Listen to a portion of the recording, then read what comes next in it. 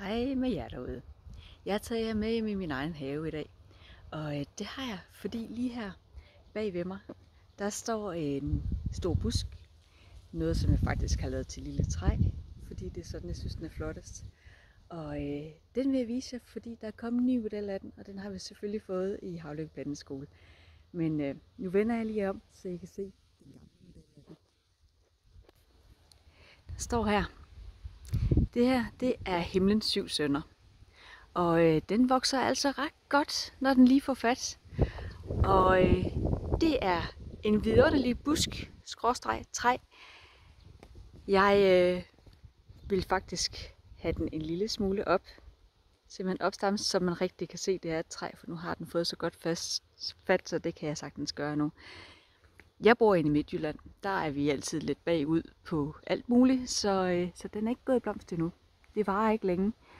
Og det er jo simpelthen vidunderligt, at man har noget, der først begynder at blomstre sent.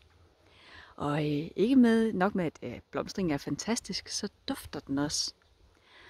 Og en tredje ting, det er simpelthen, at den her kan få en have til at se ud, som om haven altid har været der i lang tid. Og det kan man simpelthen, fordi at den skaller i barken, og det gør den i en meget ung alder. Så sådan et træ her, det har sjæl. Og sjæl, det er sådan noget, man gerne vil have i haven, fordi det får haven til at se ud som om, at den har noget alder.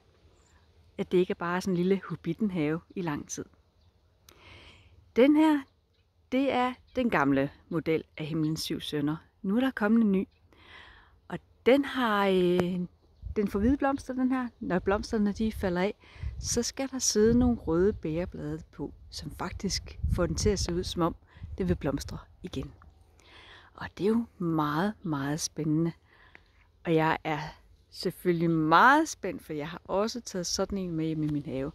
Og nu skal jeg vise jer den, fordi den er faktisk i blomst, og jeg har en stående i krukke lige omme bagved. Så nu skal I bare se.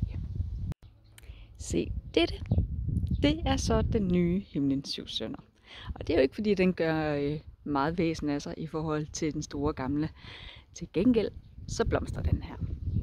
Med de fineste hvide blomster i nogle fine ranker. Og de dufter. Og hvis det ikke var fordi, jeg lige havde skræmt alle insekterne væk, så havde der altså også været sådan nogle på. Så den her, den tænker jeg, at du også skal have hjemme i din have.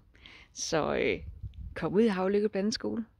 Vi har nogle stykker stående, så må ikke også, der er en til dig. Vi ses.